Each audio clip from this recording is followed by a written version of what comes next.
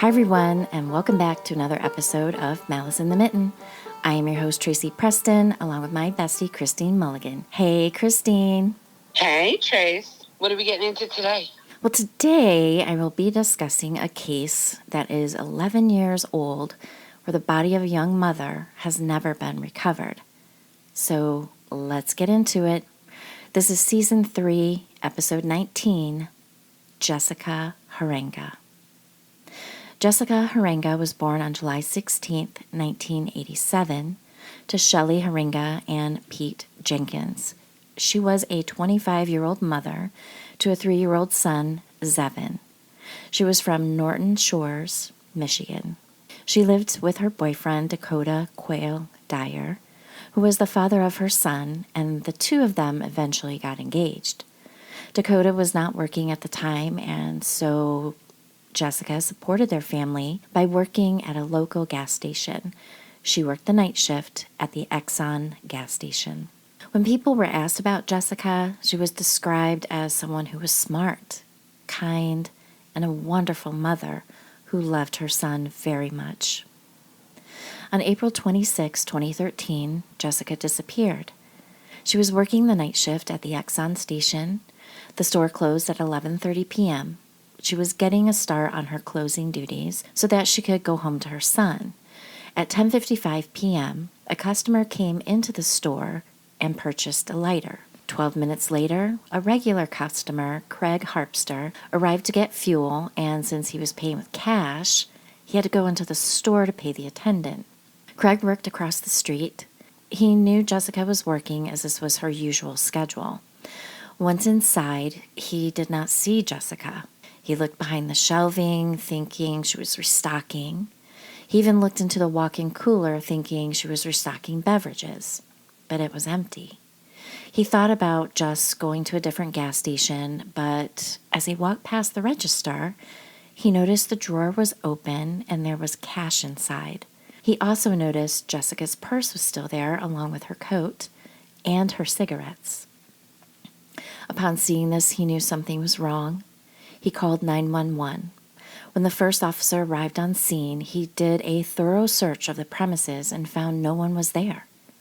A second officer arrived. He called the property owner, who in turn called the manager, who lived a short distance away, and her name was Sue Fallett. She arrived at the gas station and confirmed Jessica should have been there and identified that one of the cars in the parking lot was her car. Sue also said that not long before the authorities arrived, she said that she had seen something suspicious when coming home from a motorcycle ride with her husband earlier, just before closing time, around 11 p.m.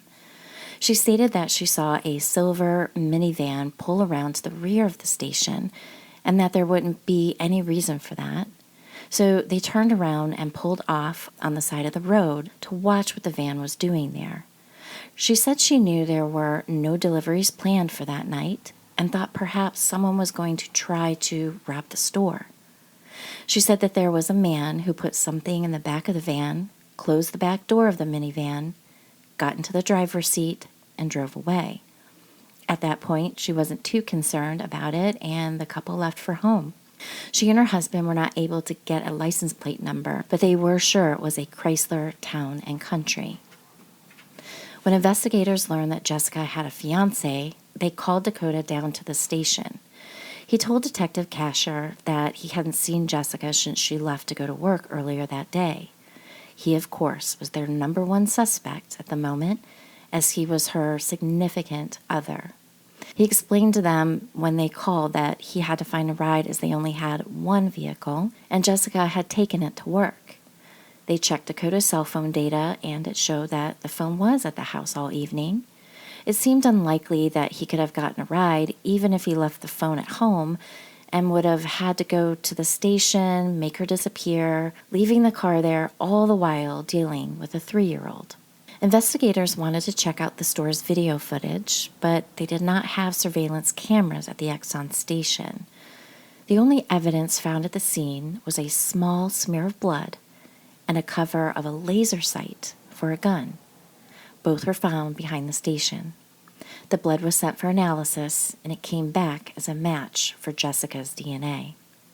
Sue Fallick gave a description of the man she saw to a sketch artist, and Jessica's mom drove to Norton Shores from her home about 90 miles away to set up a stand, handing out flyers just a short distance from the station.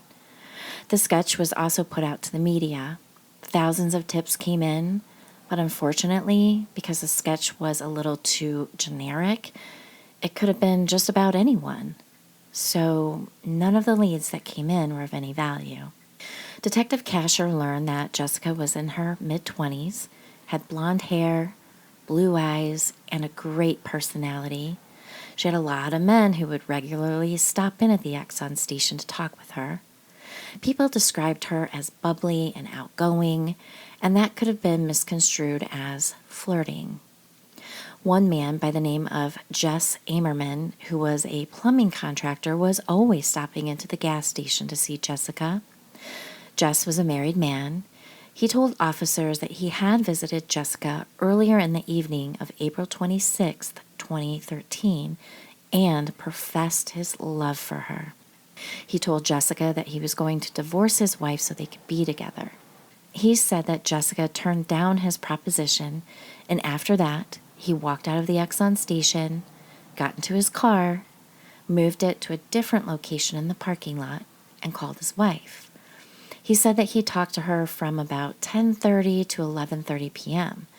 Investigators did find surveillance footage of his vehicle in the parking lot, and cell phone records showed that he was talking to his wife for approximately 54 minutes, so he was no longer a suspect. Investigators also learned about another man who had become smitten with Jessica. This guy's name was Rob Follett. He was the store manager's brother. Rob told police that about a month prior to her disappearance, Jessica told him that she was not happy in her relationship with Dakota and that she was thinking of leaving him.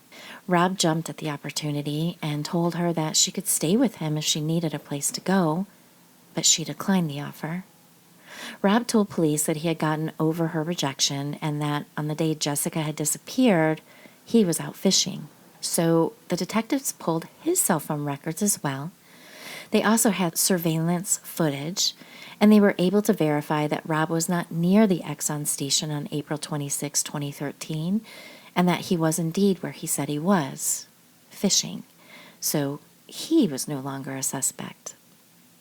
It's now 7 months after Jessica's disappearance when her mother reached out and asked Detective Kasher if he had found any clues from reading her daughter's journals. What journals? Kasher said. He'd never seen them. Jessica's mother told Detective Kasher that she had told Dakota to give the journals to the detectives not long after her disappearance, and he told her that he would. But that didn't happen. After Jessica's mother reached back out to Dakota, he had finally turned over the journals. When detectives started reading them, they understood why Dakota hadn't turned them over. From what they read, Jessica had written that Dakota was controlling, and he would check her call logs. And the reason they only had one car was because it made it easier for him to keep track of where she was. One entry stated that Dakota had pinned Jessica down on the floor when their son had walked in on them. He admitted to being controlling at times, but denied ever being violent. Detectives took a closer look at Dakota as a suspect yet again, but nothing pointed to him being the perpetrator. Detectives were back to square one, and eventually, Jessica's case went cold.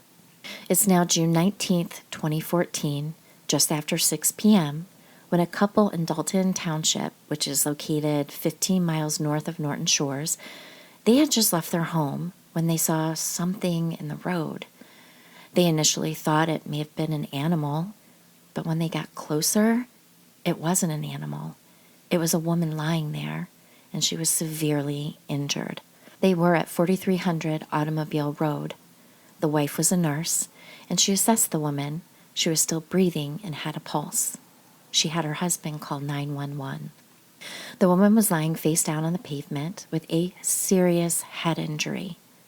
During the 911 call, the man said he thought that maybe the woman had been hit by a car.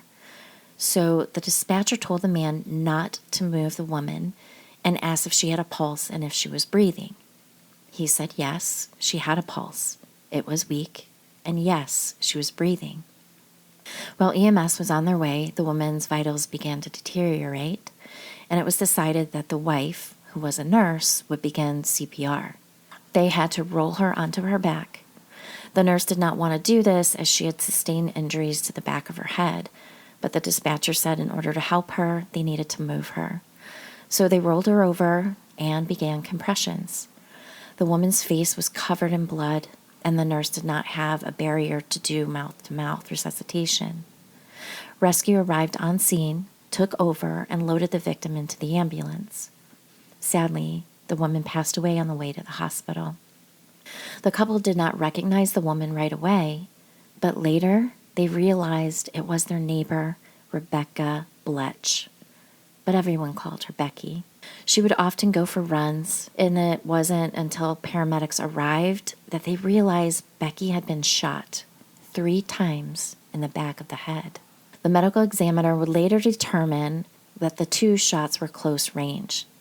At the scene, Becky's cell phone, earbuds, and sunglasses were stacked neatly on the side of the road. Police found 1 .22 caliber shell casing on the road and 2 more in the grass where Becky was lying. Rebecca Bletch was born on November 23, 1977, in St. Ignace. She and her husband Kevin had 1 daughter together. Her name was Ellie. They had been together for about 10 years before getting married in 2009. Becky also had a stepdaughter, and her name was Megan. She was 21 years old at the time of the murder and was living on her own. Kevin was a boilermaker, and Becky was an occupational therapist. When investigators arrived at their home to notify Kevin, they noted that he seemed visibly shaken when they told him what had happened, and they felt his reaction was appropriate for the situation. Kevin told detectives that both he and Becky had left the house at about 8 a.m. that morning. Kevin said Becky went off to work at the clinic, and he took their daughter to a cabin they had in Luther, which is about an hour and a half away from their home. He told investigators that he didn't know what time Becky had arrived back home, as he and their daughter had only arrived back home about 10 minutes prior to the investigators. Detectives did see that Becky had texted Ellie at 5:18 p.m. and determined she probably arrived home at that time when she saw their daughter wasn't home and checked in to see if she was with her dad. The detectives theorized this is when Becky went out for a jog. When investigators brought Kevin in for questioning, he said he and Becky had a good relationship and that he had never had an affair and didn't think she did either. He couldn't think of any reason why anyone would want to hurt her. The only thing he could think of was that a few patients of hers bothered her, but she never mentioned any names. Investigators talked to Kevin's first wife, Nancy Peters, as well. She told detectives that the reason for their split was Kevin was just never around, and it seemed like their lives were going in separate directions. She also told them that there was never any violence or affairs during their relationship, and that she didn't think Kevin was capable of doing anything like what had happened to Becky. Cell phone evidence and witnesses proved that Kevin had a solid alibi, but he wasn't exactly off the hook yet, as they thought he could have had an accomplice.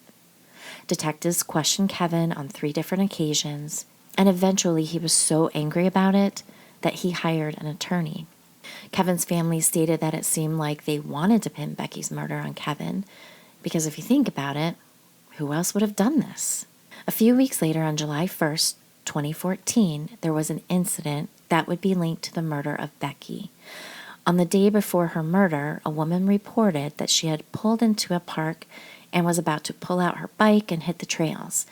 She stated that she was approached by a man who she described as odd. The man made her feel very uncomfortable, so much so that instead of going on the bike trail, she got back into her vehicle and left.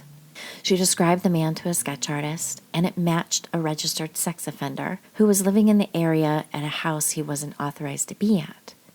They searched the residence, but didn't find anything connecting him to the murder of Becky. They compared his DNA to the DNA found at the scene, and it wasn't a match. The man was determined not to be a likely suspect, and eventually the case went cold. On April 16th, 2016, Dawn Schmidt had just poured herself a cup of coffee when she heard frantic yelling. She initially heard both a male and a female voice, but soon the female's voice got louder. A young woman was running up her driveway screaming, "Help me, help me, help me, he has a gun." Dawn let the young woman inside and locked the door and immediately called 911.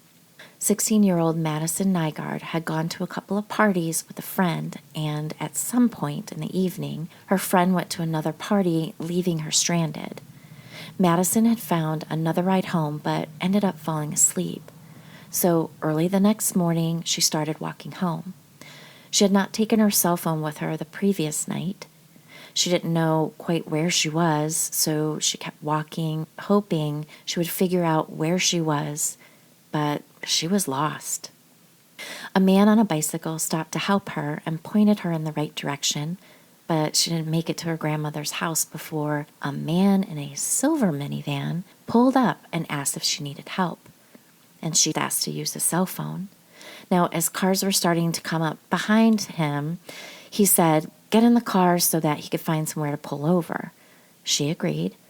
But as soon as he pulled away, the doors, you know how they automatically lock once you hit a certain speed. So they automatically locked, or she thought that he had locked them. She asked to use his cell phone, but he told her it was dead. She told him she wanted to get out, but he continued driving. When she demanded to be let out, he reached behind the seat and pulled out a gun. Madison unlocked the door and jumped out while they were still moving at approximately 40 miles an hour. When she jumped up, she began to run. Looking back, she saw the man had stopped. He had gotten out and was standing behind the minivan. He was pointing the gun at her. She told detectives that he had yelled it wasn't a real gun and that he was only joking. But she didn't believe him and continued to run to Dawn's house. And this is when the call was placed to 911. Madison was taken to the hospital where she was treated for severe road rash on her arms, legs, and back. And while there, she gave a physical description of the man and that he was driving a silver Dodge Caravan minivan. At the scene, detectives found 2 live .22 caliber rounds. They suspected that the man had tried to shoot Madison, but the gun must have jammed. The bullets they found were ejected when he attempted to clear the jam, and after ejecting those live rounds, he gave up and just drove away. Detectives scoured the area for surveillance footage and found some at a nearby blueberry farm. There it was, a silver Dodge Caravan minivan was seen pulling into a parking lot and then pulling back into the street, heading in the same direction. Now, it's important to note that a Dodge Caravan looks very similar to a Dodge Town & Country minivan, a vehicle that's been mentioned a few times already in this story. I was just going to say that might be the link that kind of brings all of these together. But does this girl do a sketch of him also? And does it match the other sketches? She actually did, and they did publish it in the local newspaper. And then, as I was watching videos and stuff, they were saying, oh, that sketch was also really vague. But when I looked at this guy, Jeffrey Willis, I was like, holy crap, it was spot on. And .22 calibers, was that the same gauge bullet that Becky was shot with? It sure was. Okay. Mm-hmm. So investigators were able to narrow down that there were 31 people in the area who owned that type of minivan. And while canvassing those addresses, they located a man named Jeffrey Willis, who lived on Sheridan Road in Muskegon.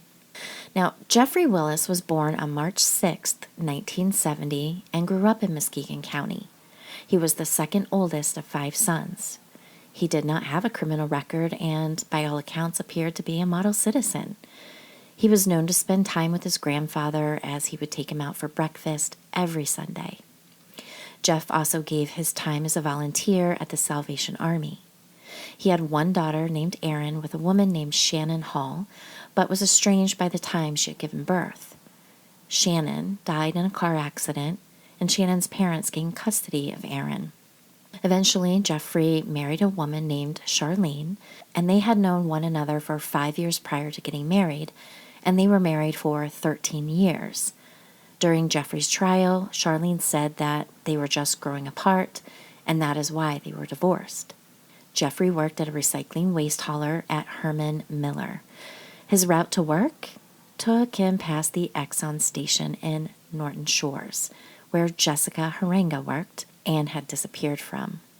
The outside of the van matched the description given by Madison, but she also described what she had seen on the inside. One of the items she described was between the driver's seat and the passenger seat.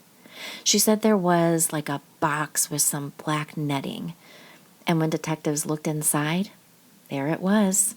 Detectives showed Madison photos in a lineup, and immediately she pointed to Jeffrey. Detectives got a search warrant for surveillance of Jeff and put a tracking device on his minivan. They followed him for about a week, and at one point he spent more than 15 minutes in the parking lot of a drugstore, perhaps looking for a new target, but he didn't do anything incriminating. On May 17, 2016, detectives obtained a search warrant for Jeffrey's house and van. They brought him in for questioning, and while he was being questioned, his van and home were being searched. Jeff denied being in the area that Madison described over and over. He said that he was basically home all day. Then said, he'd gotten an oil change. Then dog treats for his dog, and then was home for the rest of the day. Then he said the pet store was out of dog treats, so he had to go to TSC to get them. He kept asking if he was under arrest, and if he wasn't, he was leaving. He actually got up at one point and started heading toward the door to leave. But he was placed in cuffs and arrested as they told him he had been picked out of a lineup. When detectives were searching Jeff's minivan, in the floor of the van was like a storage bin, and when they opened it, they found a black locked metal toolbox, which was locked with a padlock. Once they opened it, they found a .22 pistol with the serial number filed off, black latex gloves, syringes, Humalog insulin, which is fast-acting, 2 camcorders, rope, chains, handcuffs, ammunition for the .22, and a handful of those little blue pills called Viagra. The .22 caliber ammunition they found also matched the ejected .22 shells in the road where Madison said she had jumped out of the van. Oh, and another thing detectives found was an illustration of a woman's body, the front view and the back view, which was labeled with zones on the body such as fast speed, medium speed, and slow speed, which turned out to be a reference as to how fast insulin is absorbed into the body when injected into those areas. Inside the house was another pistol, a .380 caliber semi-automatic registered to Jeff. Detectives also removed 3 computers as well as an external hard drive that was found in a dresser drawer and another one that was found in a heating vent. They also found multiple receipts from the Exxon station where Jessica worked before her disappearance. One even had her name on the receipt as the cashier.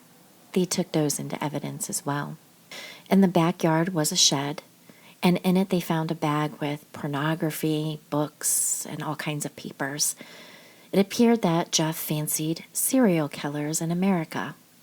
He had made marks to a couple of specific named killers whose specialty was kidnap, rape, torture, and kill. It seemed Jeff was a fan of the, quote, toolbox killers and wanted to emulate them. They also searched his grandfather's home, which Jeff had inherited after his grandfather's passing. In a garbage bag, they had found a list, and this is what was on it: cuffs and keys, restraint bar, ball gags, gloves. Sounds like a checklist of things to have in something called a rape kit. This guy wasn't really that smart about covering his trail. I mean, he has the whole case. They have the whole case wrapped up just in the search. Yeah, he wasn't very smart. You see that it took that many years for them to catch him. Yeah, no kidding. And it's all due to the girl, who jumped out of that vehicle. Thank God for that. Yeah. And his gun jamming, right? Okay, so what else did they find? All right, so down in the basement of his grandfather's home, detectives found an excessive amount of empty bleach bottles and boxes of Tide detergent with bleach. They believe this to have been used to clean up the murder of Jessica Heeringa. When they examined the pistol found in the van, they were able to restore the serial number and found it to be registered to a woman named Michelle Adams. There were no reports of it being stolen, so they went to Michelle's home and asked her about it. Immediately, she said, quote, "Jeffrey Willis stole it, didn't he?" You see, Michelle and Jeffrey were co-workers, and they had worked together for the last 7 years. Michelle said that every time they went out of town, she would hide it in a different location, and when they returned from a trip in September of 2013, she couldn't find it, but thought she had forgotten where she had hidden it. Now, I've done that a ton of times. I'm like, oh, this is a perfect place to hide it, and I can't find that shit. She said Jeff knew she had a gun, and he also knew where they lived. When ballistics came back from the gun, they were matched with the casings and bullets removed from the cold case murder of Rebecca Bletch. While detectives were working the case of Madison Nygaard, they had a feeling this wasn't Jeff's first time committing a crime, and now they had evidence that he was in fact a cold-blooded killer. They suspected that Jeff was trying to abduct Becky, and when that wasn't working out, he shot her in the back of the head, then got out of his minivan or came within close range and shot her 2 more times in the head. While the crime lab was performing forensics on the computers and DVDs and hard drives, they found more proof that he was a violent predator. The password for many of Jeff's accounts was J427H13, which is a combination of Jessica Lynn Heeringa's initials, JLH, and the number 42713, which is the day after her disappearance.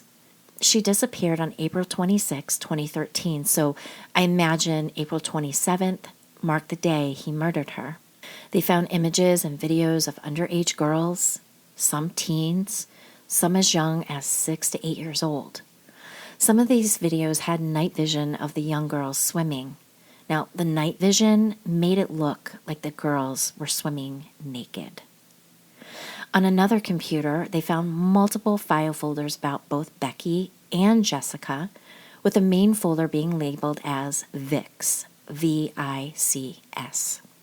The subfolders were labeled with JLH and RSB, with other files titled scans, with codes referencing the dates of both Jessica's disappearance and Rebecca's murder. Pornography that had females looking similar to both Jessica and Rebecca were saved within folders that corresponded to their initials. Also seen were the missing and reward information flyers for Jessica. There were hundreds of photos and information of escorts all over the state of Michigan, as well as pornography, much of which contained the kidnap, rape, torture, and kill theme. There was also a video of a hidden camera showing underage girls urinating, and you can see Jeffrey himself setting up the camera in those videos. Oh, and there were also videos of necrophilia. He was into all of it. Ugh, another one. What is with these guys? I don't know. I will safely bet that although there may be female serial killers, I bet you none of them are playing with dead bodies. What is that about? I don't know. That's just a whole nother thing. I'm just never going to understand this idea of. Never gonna. Not going there. Nope. So Jeff was charged with 1 count of first-degree murder, felony possession of a firearm, and 4 counts of possession of child pornography. He pleaded not guilty, as you would expect. Jeff also took the stand in his own defense because, he's a straight-up narcissist psychopath and thought his testimony would earn a not guilty verdict. Wrong-o. During his trial, he, of course, tried to say that everything everyone was saying about him was a lie and that he purchased the gun from Michelle. During Michelle's testimony, she said she thought that not only did he steal her 22, but that he had also stole some of her panties as well. But of course, Jeff said she gave them to him willingly. Jeff also went on to say that Kevin Bloom, his cousin, was the one who was responsible for Rebecca's murder because he was the one that had a connection to Becky. I mean, Kevin's daughter and Becky's daughter played soccer together. It's important to note that during the investigation, Kevin told investigators about, quote, a dream he had about Jeff handing him a gun. Now, over the course of multiple interviews with Kevin, his story changed multiple times, and investigators did end up charging him. However, not for Rebecca's murder, as he was attending school functions with his wife at the time of the murder.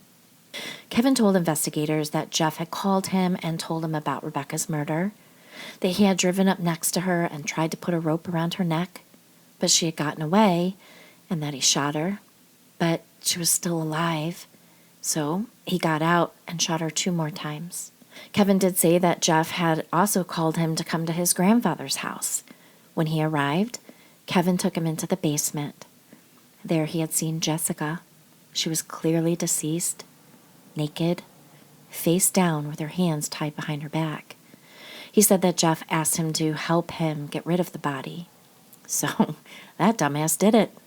They wrapped her body in a sheet, loaded her in the van, and buried her by some old railroad tracks. He also tried to point authorities to where Jessica had been buried, and when they took him out to the area to look, he said Jeffrey had only described it to him and that he wasn't exactly sure. He just can't seem to get his story frickin' straight. While Jeff was on the witness stand, he was questioned about the sex toys found in the van. He said they were purchased by him and his wife to help, quote, spice up their sex life. He also claimed that their grandson had found the toys, and so he removed them from the home and put them in the van. Sounds reasonable that he would lock them up in a toolbox, right? But his wife testified that none of the objects in that toolbox in the van were theirs. When asked if she recognized the syringes and the insulin found in the toolbox, those were in fact hers, and she was a diabetic, but she stated he never helped her with administering her shots.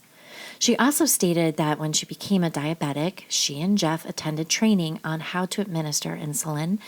The only thing she ever saw Jeff use was an orange. When questioned further regarding the insulin found in the toolbox, she said, "It's supposed to remain refrigerated. When it's not, the efficacy is diminished." Now, insulin given to someone who is not a diabetic can cause incapacitation and even death by drastically dropping the blood glucose levels. As for the attempted kidnapping of Madison, Jeff confessed he picked her up from the side of the road.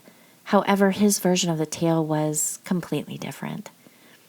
He couldn't remember what he had done that day, a month after the attempted abduction, and yet he remembers in court that he pulled into the blueberry farm to clear the passenger seat in case she needed a ride and drove back to offer help to the distraught young lady. He recalled their conversation and how she said okay when he offered her a ride. When asked about the thousands of files and videos of child pornography, he claimed that he got the computer from a friend that was moving. He admitted to having violent pornography, but that was only because he and his wife had stopped having sex, and that was his outlet. The prosecuting attorney made it clear that the pornography found on the computers were of kidnapping, torture, rape, and murder. Is this the type of porn you like or that you're into? Jeff's answer was that the videos were there, but he didn't watch them. Again, the prosecutor said, these videos were of kidnapping, torture, rape, and murder. Again, Jeff was evasive. The prosecutor brought up the video entitled The Jogger, and in the video there was a woman jogging who was then kidnapped and raped. The video was connected with Rebecca's murder, that Jeff attempted to kidnap and murder her, but the kidnapping failed as she got away from him, so he couldn't accomplish that, so he just murdered her. He couldn't let her get away. Lucky for that Madison, that gum jammed. When the jury deliberated, it only took them an hour and a half. The verdict, guilty as charged. When it came time for sentencing, Jeff asked to leave when the impact statements were read, and the judge said he wasn't legally bound to be there. I almost fell out of my frickin' chair when I heard that. What in the actual hell, right? What do you mean he wasn't bound to be there? That's exactly what was going through my brain, Christine. So I'm gonna tell you a little bit more about why. Now, the impact statements are really for the family and friends to be able to tell the judge how the perpetrator and the crime committed affects their lives. The judge could then use this information when deciding the sentence to be handed down. So Jeff didn't have to sit through the impact statements from Rebecca's family. And as he was being escorted out of the courtroom, he was hard staring back at Becky's family. Then just as he was walking out of the door, he turned to look at our family again and blew them a kiss. Oh my God. Let me tell you, this set my britches on fire. But this pile of crap got what he deserved. Jeff was sentenced to life in prison without the possibility of parole.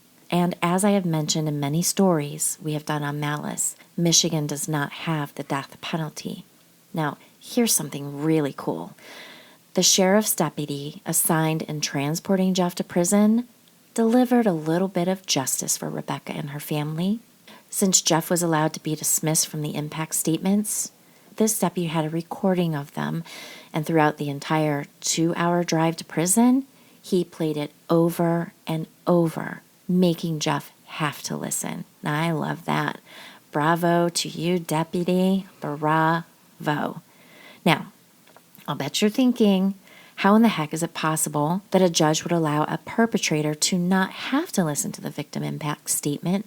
Because that's a thing. Well, it wasn't a thing until after Jeff's trial, but it is now, and that is because of the law put into place called the Rebecca Bletch Law, which now requires criminals to be in the courtroom during their impact statements. I never knew where this came into play before, but now we all know when it became a thing. So how cool is that? That is cool. I don't understand how they get away with that. So they're enabled to live in their fantasy, narcissistic, psychopathic brains without ever hearing the fact of what they did. Like, that is insane that wasn't a law before this. Right. But kudos. I'm glad it is now. Yeah. I had I just always thought that was something they had to do, that they had to listen. So that kind of blew my mind. I was like really pissed when I read that the judge was like, oh yeah, I don't have anything that makes you have to be here. In 2018, Jeff went to trial for the kidnapping and murder of Jessica Heeringa. Now, if you recall earlier in the show, I told you that Kevin had confessed to being called over to Jeff's grandfather's home, and he assisted in removing and burying Jessica. But her body was never recovered. Now, I speculate that Jeff moved the body after she was buried.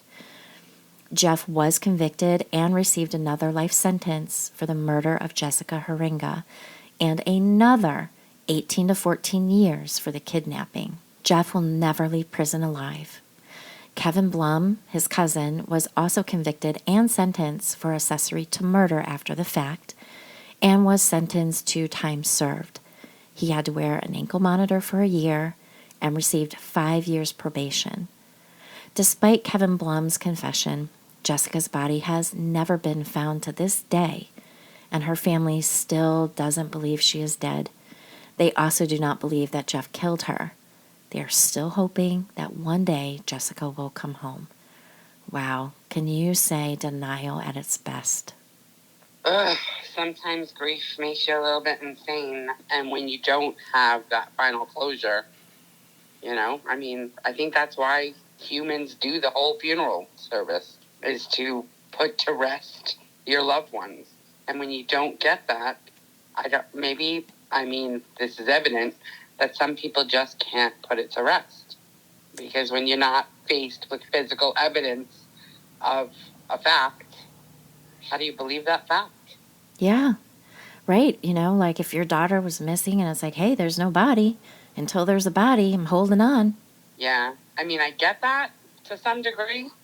But at the same time, like, unfortunately, we don't always get all the facts and physical evidence. Sometimes you just have to trust and believe. And that's a hard pill to swallow when it's something of this nature. Yeah, it sure is. Yeah. So I don't know. I don't know how I would feel. Like if somebody just told me that someone was gone, but I didn't see any evidence, I just have to go based on their word. I don't know. I don't know. I don't know how I would feel about that. Yeah. I don't think any of us do until we're forced to be in that situation. Right. So it's easy for us to be like, hello, the evidence is there. They copped to it. They admitted to it. I mean, believe it. But, some people just can't take others' words for things. Yeah, and after, your daughter, after all these years, she's never come home. I mean, come on. You gotta, sooner or later, you gotta accept it. But, I mean, that's me speaking as a mother who's never gone through any of that, Exactly. You don't know how you'd react until you're forced to. So I don't know. I don't know how. I mean, you feel bad for them either way, for the loss of their daughter, whether or not they want to believe their daughter was murdered or their daughter is just somewhere MIA with no memory. I'm sure they have a million possibilities in their minds. Mm-hmm. Yeah. It's just sad. It's sad all around. Yeah. And, it's all, this case was solved because, that 16-year-old girl, luckily for her, she jumped out of that car. And luckily for her, his gun jammed, or she would have been killed as well. Yeah. She definitely was the key to unraveling all of it. Yeah, she was. Yep. So that's a story of, multiple women, actually. It's quite sad. So, thank you, everyone. Thank you for coming back and having a listen. And hey, guess what else? This is going to wrap up season 3. Wow. Yeah. Moving on. Season 4. Wow. It's so cool that we have so many listeners and that they're listening to us, and that we're giving them some stories to find out to while they're doing whatever it is they do, driving or working out or whatever. Yeah. I love it. It's been cool. I love it. So thank you, everyone. Keep coming back because we have so many more stories to tell you. So have a great week, everyone, and we will see you back on Wednesday for Round Robin. Have a great week, everyone. Bye. Bye.